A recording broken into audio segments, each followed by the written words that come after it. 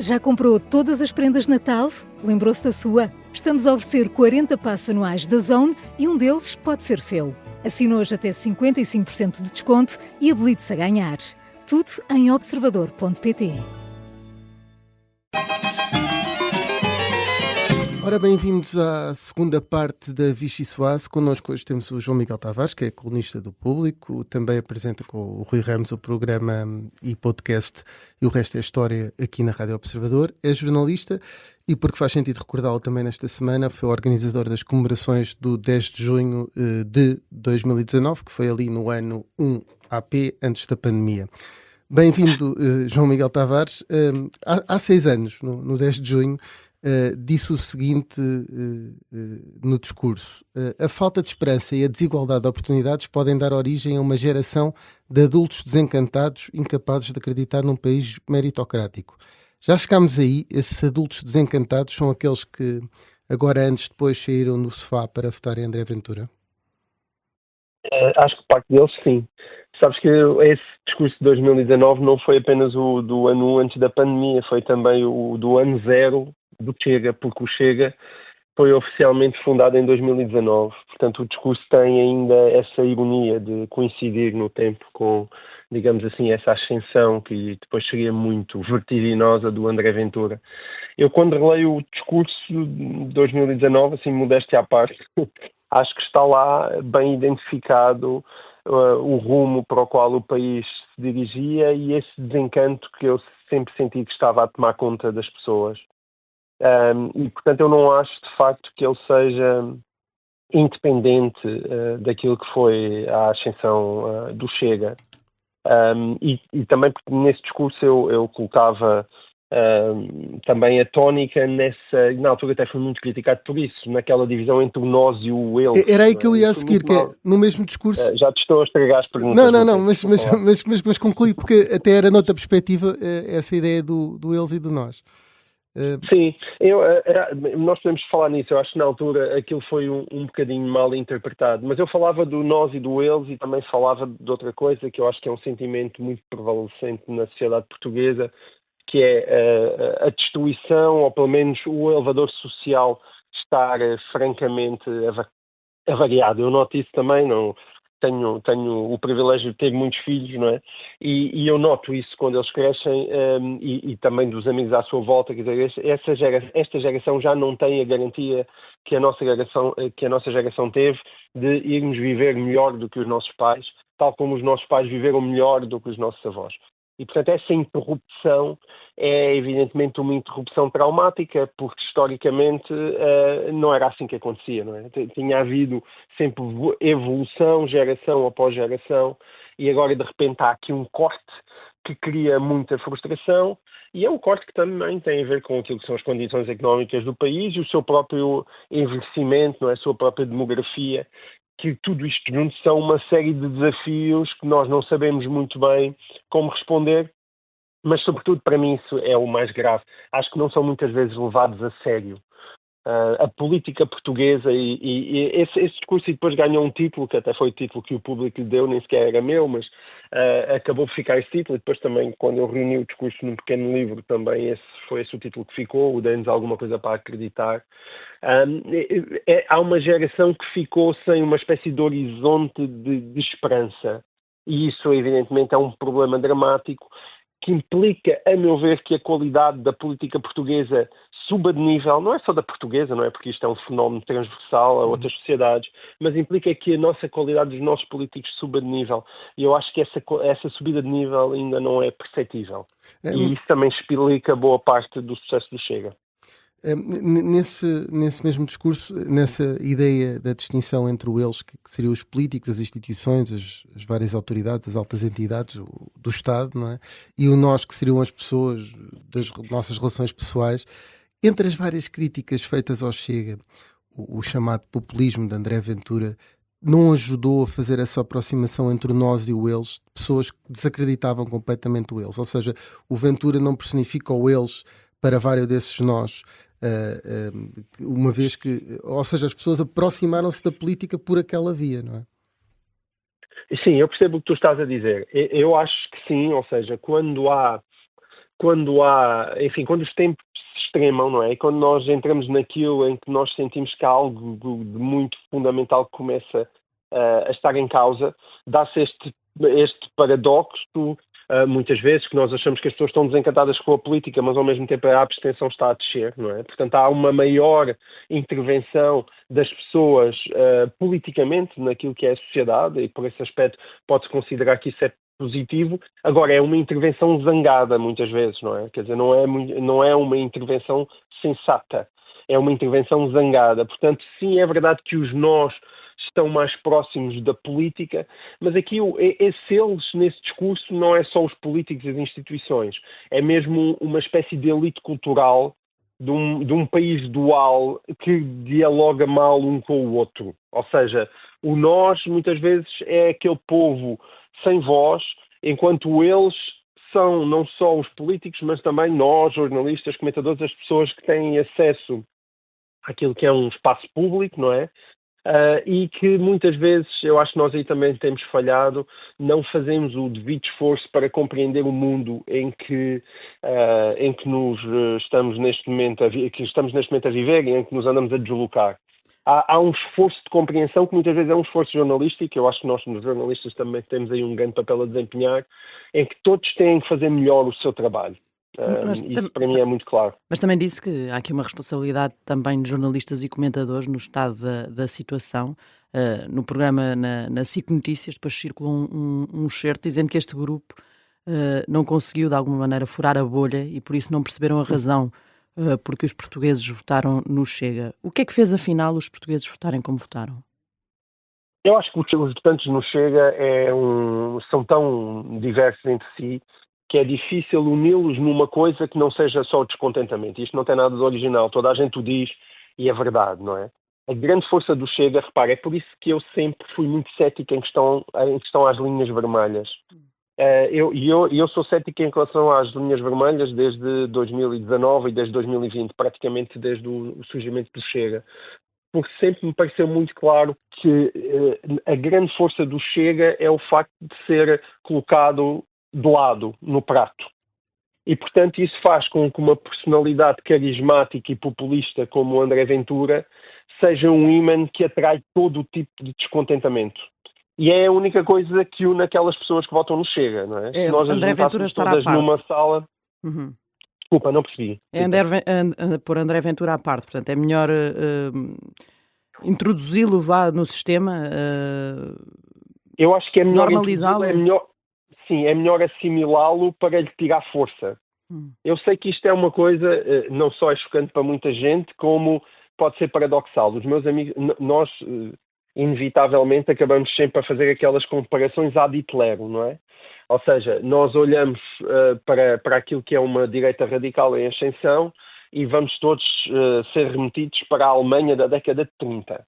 E eu, às vezes, quando eu digo isto aos meus amigos, em última análise, tu podes ter razão, nós nunca sabemos o que é que estes líderes políticos dão até se aproximarem do poder, não é? E entre Adolf Hitler, Orbán ou Meloni, há uma escala gigantesca, não é? De intervenção. E, portanto, há sempre a velha questão que é o ovo da serpente. E as pessoas dizem-me, cuidado com o ovo da serpente. É evidente que se um dia o Chega chegasse ao poder e nós acabássemos todos numa ditadura ou numa autocracia muito musculada, eu aí teria que dizer aos meus amigos, sobretudo de direita, pró-linhas vermelhas, que eles têm razão.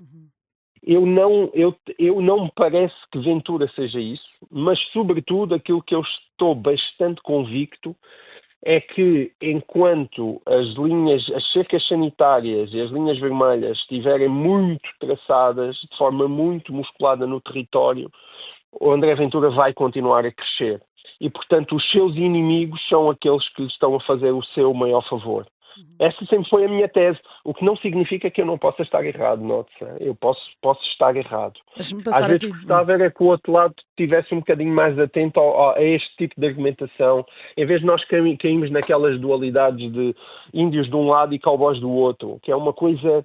Esse é o grande problema da nossa situação atual. É que se nós não elevarmos o nível da discussão e se nós não tivermos conversas mais sofisticadas, não vamos chegar a nenhum lado brilhante. Agora, passando aqui de uma espécie de populismo mau, assente em xenofobia, racismo e discriminação, para um populismo um bocadinho mais benigno, de loucura, afetos, selfies, Marcelo Rebelo de Sousa, que o convidou para essas cerimónias em 2019, deixa o país pior do que encontrou. E tem alguma responsabilidade nisso? Tem. Acho que tem, sim. Está melhor ou pior? O país? Sim. O país. Esse melhor e pior também é difícil de classificar. Sim. O país está certamente mais agressivo, como nós ainda estamos a ver nesta semana. Uhum. Eu acho que os níveis de violência, seja a pequena, seja a grande, realmente tenderão a aumentar. As pessoas estão mais zangadas e existem hoje em dia polos políticos definidos aos quais as pessoas aderem e, portanto, eu acho que esses polos tenderão sempre a esbarrar uns com os outros. Portanto, tu podes dizer que o nível da agressividade da sociedade aumentou e, nesse sentido, isso é mau. Há um lado, que eu aliás já escrevi sobre isso, que pode ser positivo a médio prazo, enfim, isto é a minha opção otimista e a minha tendência para ver copos meio cheios, que é tu obrigares o centro a mudar e obrigares, portanto, os governantes a governarem-nos melhor. E quando eu digo governarem-nos melhor, é não caírem naquilo que para mim foi a armadilha de António Costa, foi a armadilha de Marcelo Rebelo de Sousa e, a meu ver, está a ser também, em boa parte, a armadilha de Luís Montenegro, mas vamos ver o que é que ele vai fazer.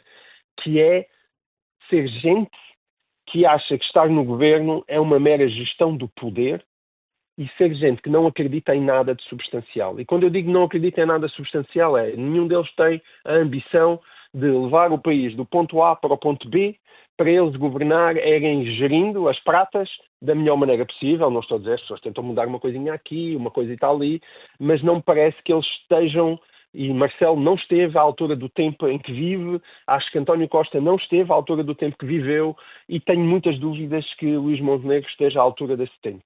Ou seja, enquanto nós, durante muitos anos, estivemos num país que estava mais ou menos conformado com a sua estagnação, de repente há uma espécie de abalo, que nós não sabemos bem de onde é que ele vem, não é? Chamamos-lhe o Zeitgeist, este espírito do tempo que abana tudo, mas eu não acho que as pessoas possam novamente ficar nesta espécie de paralisia e o país estar nesta espécie de paralisia em que nada de substancial vai sendo alterado. E isso também de alguma maneira contribuiu, estamos nesta semana específica onde há estes episódios de agressividade. Esse estado das coisas também contribuiu para este clima agressivo, ou isto tem a ver também com o crescimento dos extremismos e com essa definição de polos de que estava a falar, de repente as pessoas como se tivessem aqui um chapéu debaixo do qual se colocam, não é? Está tudo mais definido e esse discurso mais agressivo começa também a vir ao de cima, também um pouco por aquilo que ouvem no Parlamento e é por aí ou é o estado da situação? Ou é as duas coisas? Acho que é as duas coisas. Eu não tenho a menor dúvida que a agressividade verbal de André Ventura, os seus más modos, a sua má educação, levem a uma deterioração do espaço público e que hoje em dia haja elementos de extrema-direita e neonazis, que imagino que nem sequer pertençam ao Chega. O Chega sempre tentou que as suas franjas mais radicais tentá-las mantê-las um bocadinho à parte, até porque isso estragava o seu projeto político. Eu acho que ele não se pode encostar assim tanto à extrema-direita, mas isso faz com que essa extrema-direita, até neonazi, de repente se sinta mais liberta, não é? Para enfiar umas chapadas e uns murros em pessoas que vão a passar, com aquele tipo de leveza. Uhum. E isso é evidentemente grave. E não pode ser desculpável, não é? Portanto, nós temos sempre de ter cuidado com o que a gente vem a seguir, porque depois vem o mas, e portanto, temos que sublinhar 500 vezes que isso não é desculpável, tem que ser combatido, que a polícia tem que estar realmente atenta a isto. Agora, sim, é verdade que o Chega, nomeadamente, é a resposta a um mal-estar que estava subjacente e a muitas distrações e coisas que nós, lá está, mais vezes nós jornalistas temos que prestar atenção. A questão do 2017, que hoje em dia está a ser muito debatido, e da imigração, vamos ver, a mim faz muita impressão que o Chega, quando nasce, eu brincava a dizer que o Chega se tinha entretido a atacar os ciganos porque não tinha imigrantes. Eu escrevi isso em 2019 e disse-o em 2019, 2020. Como não havia imigração, como existia em França ou na Alemanha, aqui sobravam os ciganos para o Chega tentar dar nas vistas com o seu discursozinho, um discursozinho de ódio em relação àquilo que é uma minoria em Portugal. E, de repente, nós temos um governo de esquerda, nomeadamente António Costa, nos tempos da geringonça, que nas nossas costas, e verdadeiramente nas costas do país, lhe oferece os imigrantes e 1 milhão de imigrantes que André Ventura não tinha em 2019. E isso é realmente prodigioso. Nós, ao mesmo tempo que a esquerda andava a combater a extrema-direita e dizia as piores coisas da ascensão da direita radical, estava-lhe a oferecer de mão beijada os argumentos que a viriam a fortalecer. E isso é uma coisa absolutamente chocante e pela qual eu acho que o governo anterior tem mesmo de ser responsabilizado. É a imigração descontrolada. Só para fecharmos depois aqui o capítulo do 10 de junho, queria aqui fazer mais duas perguntas sobre isso. O João Miguel faz o resto da história, como já dissemos aqui com o Rui Ramos na Rádio Observador, e até tentam abordar os episódios históricos, às vezes de uma forma, podemos chamar-lhe assim, despodurada. A Lídia Jorge está certa quando diz que existe uma fúria revisionista que nos assalta pelos extremos nos dias de hoje. Eu já vou perguntar depois sobre a questão do puro sangue lusitano, até tendo em conta o artigo que escreves hoje no Público, mas a minha ideia é se esta ideia da fúria revisionista faz sentido ou não. A fúria revisionista, neste caso, é muito clara. Ela começou à esquerda, não é? Ou seja, nós saltámos, enfim, evidentemente, nós vivemos muitas décadas de ditadura em que os descobrimentos e aquilo que tinha sido a expansão portuguesa era ensinada nas escolas e estava nos nossos, enfim, eu já não vivia esse tempo, mas estava nos livros das escolas primárias como uma espécie de maravilha para sublinhar a grandiosidade e o caráter único do povo português. E, portanto, isso era evidentemente uma caricatura daquilo que tinham sido os descobrimentos e a expansão.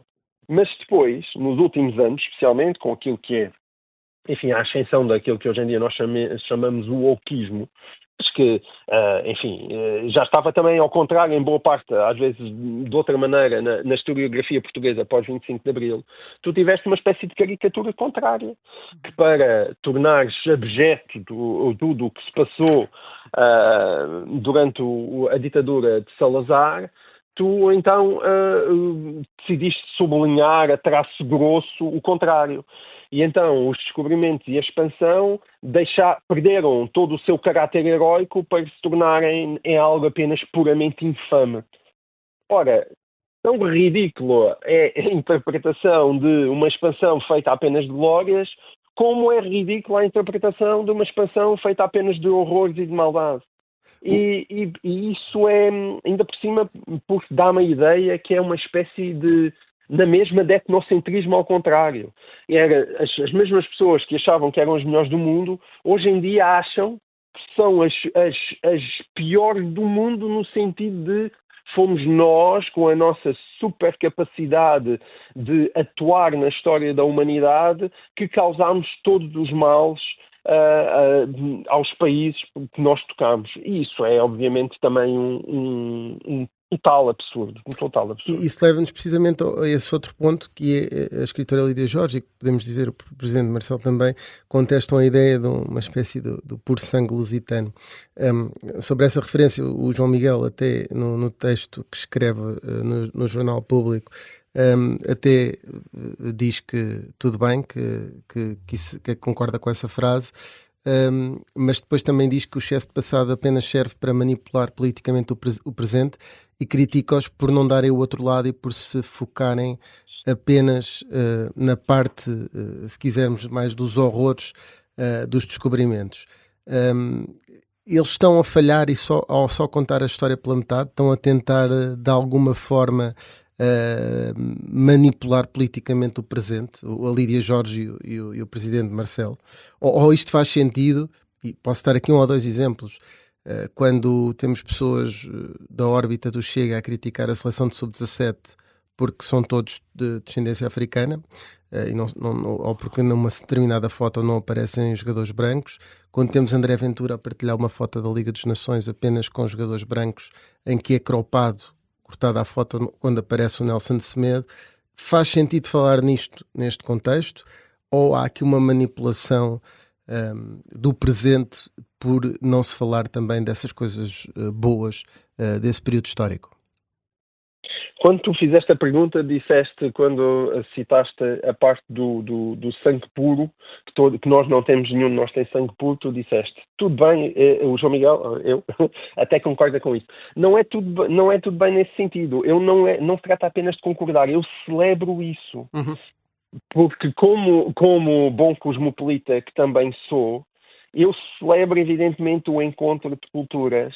Fico muito contente que a seleção portuguesa tenha pessoas de diferentes cores de pele e só tenho pena lamento genuinamente, que os nossos boards de administração das nossas empresas não tenham a mesma diversidade de pele. Agora, aquilo que eu às vezes contesto é que essa diversidade seja feita à custa de cotas e de um certo tipo de discriminação que vai funcionar, a meu ver, contra as pessoas, e nomeadamente pessoas de ascendência que vieram de países que em tempos foram colónias portuguesas, cuja integração na sociedade portuguesa é uma dívida que nós temos para com elas e que não é bem feita.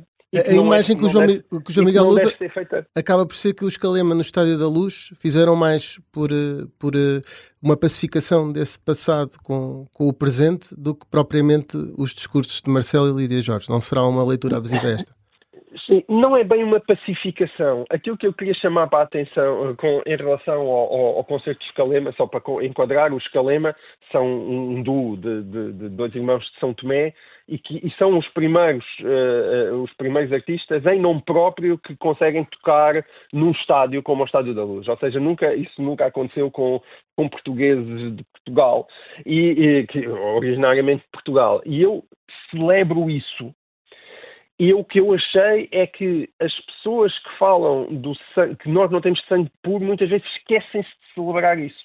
Ou seja, nós estamos tão ocupados a apontar o dedo às desgraças que muitas vezes somos cegos às coisas que muitas vezes acontecem à nossa volta de positivo. Os Calema são isso, mas quer dizer, tu podes ir buscar ao mesmo tempo que o André Ventura também anda a dizer mal dos gigantes, tu tinhas o Nininho Vaz Maia a encher o pavilhão Atlântico. E isso é muito curioso, não é? Porque as pessoas querem nos enfiar pela goela uma espécie de racismo estrutural e dizem que as pessoas estão agarradas aos ecrãs e hoje em dia só veem as coisas nos pequenos ecrãs de telemóvel e, no entanto, tu tens dezenas e dezenas de milhares de pessoas, não num ecrã de telemóvel, mas nas ruas, a celebrar conquistas artísticas e culturais daquelas pessoas que supostamente são vítimas, de algumas pessoas que supostamente são vítimas desse racismo cultural e estrutural. E isso é só para mostrar que nós muitas vezes estamos desatentos à complexidade do mundo. E, portanto, exatamente porque temos que celebrar, exatamente porque nós não temos sangue puro, temos que celebrar essas conquistas desses sangues impuros que felizmente são de todos nós. E nós tivemos essa conquista ainda agora. E, portanto, eu achei imensa piada, porque aquilo estava a acontecer 3 dias antes do Dia de Portugal. E nós muitas vezes não reparamos.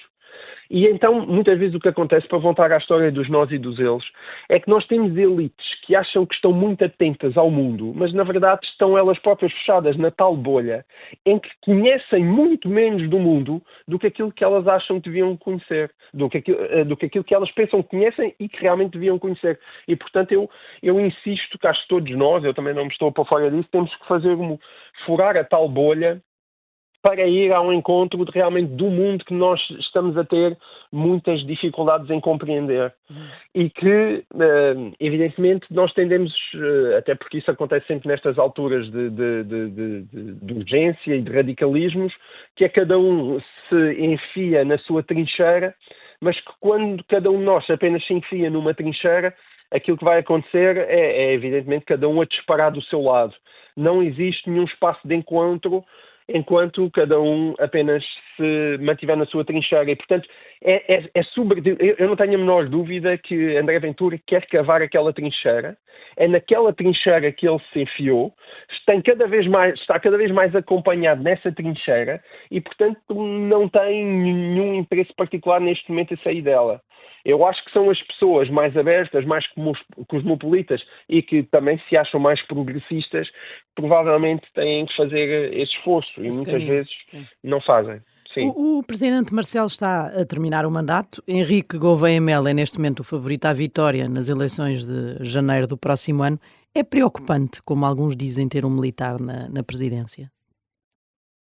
Repara, eu não acho minimamente preocupante, mas sobretudo as pessoas perguntam muitas vezes a quem é que eu vou votar.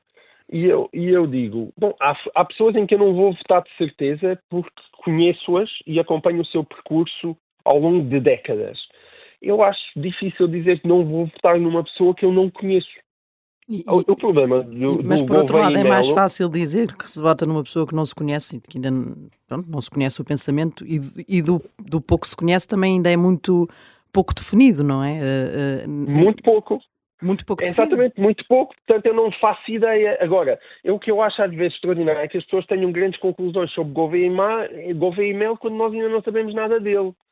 O que eu espero que sirva uma campanha eleitoral, entrevistas, perguntas duras em relação ao senhor e outras asneiras que ele cometa pelo caminho, é que quando chegar o dia das eleições eu já possa dizer, bom, eu conheço agora este senhor um bocadinho melhor e vou decidir se voto nele ou não voto. Mas faz-me genuinamente confusão a quantidade de gente que é alérgica a Gouveia Melo. Porquê? Se não sabem nada dele. A questão de ser militar é uma questão que... Exato, essa questão é uma questão que não é relevante desse ponto de vista. A Constituição, vamos ver, ele vai trazer os submarinos e os militares para dentro do Palácio de Belém. Que eu saiba não é? Ele anda a fazer campanha de farda. Não anda, não é? Saiu de militar e agora apresenta-se de gravata.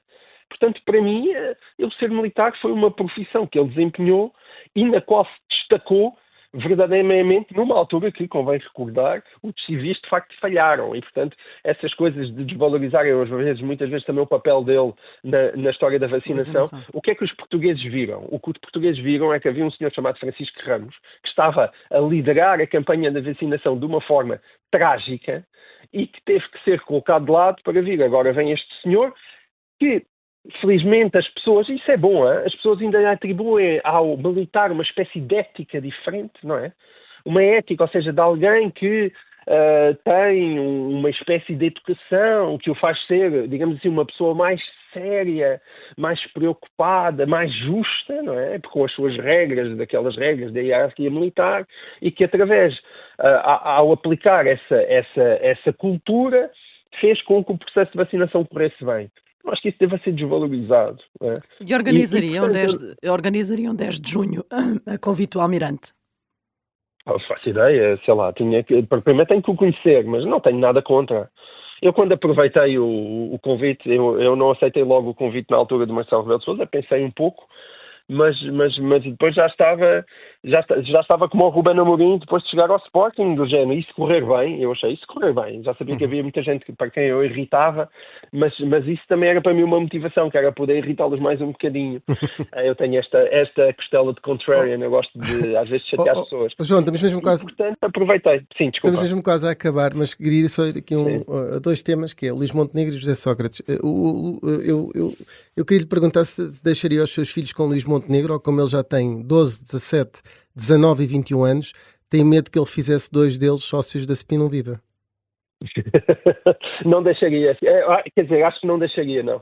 O António Costa, eu na altura deixei lá os miúdos por uma razão simples, porque António Costa mostrou ter sentido de humor.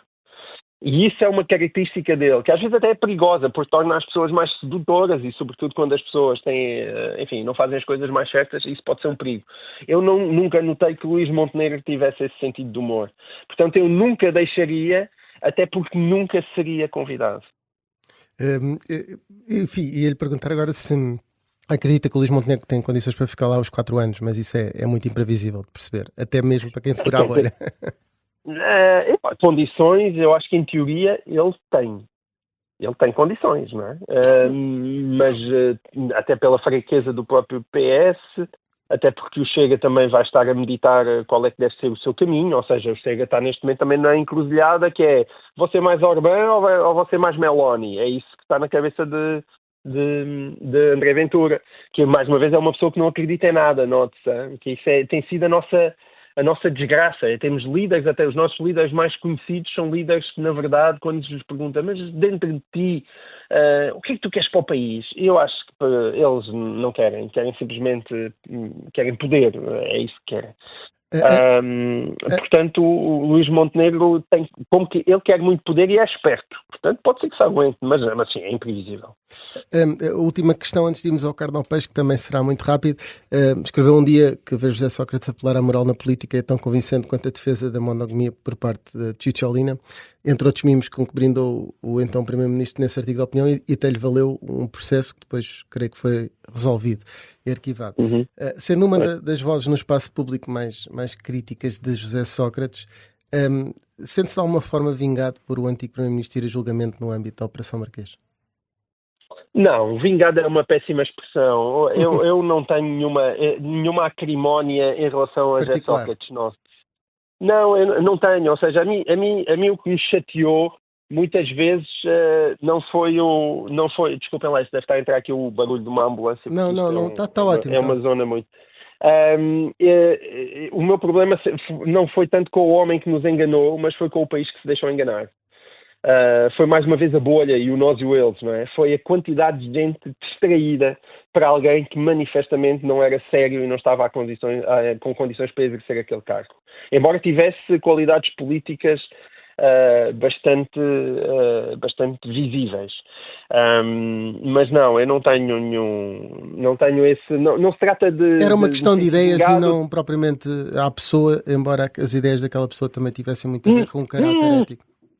Exato, não, ali também era uma questão de comportamento daquela pessoa. Agora, eu sinto-me vingado. Eu acho que, evidentemente, José Sócrates tinha que ser julgado por tudo aquilo que fez. Acho um escândalo estar a ser julgado mais de 10 anos depois de ter sido detido no aeroporto de Portela. João Miguel, vamos agora à fase do Carne ao Peixe. Com quem é que deixava os seus filhos? Vou repetir esta pergunta, porque com Marcos Mendes ou com Henrique Gouveia e Mel? Já percebi que é por grau de sentido de humor. Não, com Henrique Gouveia e Mel. Que é para depois eles me contarem, que o Luís mais ou menos já o topa léguas. O Gouveia e Mel para mim ainda é um mistério. Quem levaria a ver um jogo do Benfica no Estádio da Luz? André Ventura ou Rui Rio? Rui Rio. Tinha de substituir o Ricardo Araújo Pereira no programa cujo nome estamos legalmente impedidos de dizer. Escolheu o Henrique Raposo ou o Rui Vieira Neri? Escolhi o Henrique Raposo. A quem faria uma visita guiada no Museu José Régio, em Porto Alegre? José Sócrates ou Lula da Silva?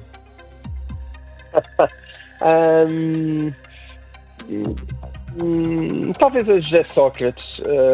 É Porto Alegre, não é Évora? Sim, eu sei. Não é Évora, é Porto Alegre. Não, talvez fizesse...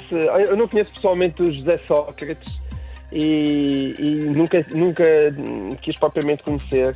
Mas se calhar já começa a ter a idade suficiente, já há uma componente de nostalgia em relação às nossas batalhas passadas. Portanto, talvez fosse José Sócrates. João Miguel, chegamos ao fim da Vichy Soase com a sobremesa que nos trouxe, que tem a ver também com uma parte da conversa que tivemos, que é o porquê da escolha desta música, que é Amar pela Metade, dos Calema. Então, eu agora, quem ouviu o programa já sabe a justificação. Eu trouxe os Calema para o texto que publico esta quinta-feira no Público, exatamente para mostrar que existe uma complexidade na questão dos descobrimentos ou da expansão, e que todos nós, seja os Calemas, seja eu, tu, Rui, a Rita, somos filhos e herdeiros de invasões, violências, barbáries, mas o que é impressionante, e eu digo isso hoje no meu texto, é que quando essa violência cicatriza e no meio desses horrores há coisas boas e bonitas, como diria Arthur Jorge, que nascem. E a questão dos Calema não é propriamente que eu seja um grande fã daquela música, mas fico muito contente que sejam dois irmãos oriundos de São Tomé, com apelido que mostra que são descendentes de algum português perdido no seu passado, que enchem pela primeira vez o Estádio da Luz com 55 mil pessoas. E é esse sangue impuro que deve ser celebrado, ok? Porque esse impuro é bom e é esse impuro que nós precisamos. Muito bem, por falar em coisas bonitas que merecem ser celebradas, eu vou ficar um mês agora fora da Vichy Soase, em licença, diga-se. Obrigado, João Miguel Tavares. A Vichy Soase regressa, como sempre, na próxima semana com o Miguel Santos Carrapatoso. Mas isso não bastou. Puseste ainda uma foto com todo mundo. Se ao menos tu deixasses toda a minha dor a arrefecer, e só depois jogavas fora o amor que eu te dei. Porque querida tem amor por ti. Será que eu vou esquecer? Ou vai ser sempre assim? Vou ter que amar pela metade por causa de ti. Devolve que eu quero viver, devolve mesmo assim. E mesmo machucado, dá-me aquilo, faz parte de mim. Era perfeito, até mesmo num simples beijo. A chuva na rua e tu deitada no meu peito. Se já não fez, então arranca e devolve sem medo. E não volta mais, se não for pra colar o que quebrou.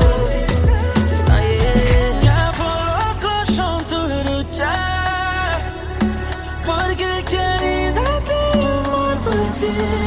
Será que eu vou esquecer? Ou vai ser sempre assim? Vou ter que amar pela metade por causa de ti. Devolve que eu quero viver, devolve mesmo assim. E mesmo machucado, dá-me aquilo, faz parte de mim. Bate na saudade. I wanna get so much. Oh my God.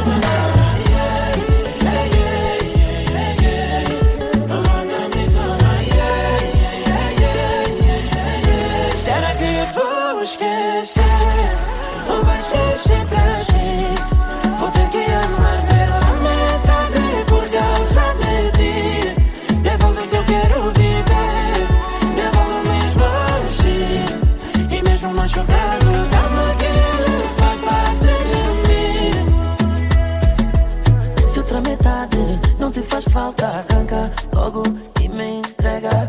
Pega o glossomo, mas na que se faribila, pique, damo, maia. Se outra metade não te faz falta, arranca logo e me entrega. Pega o glossomo, mas na que se faribila, pique, damo, maia.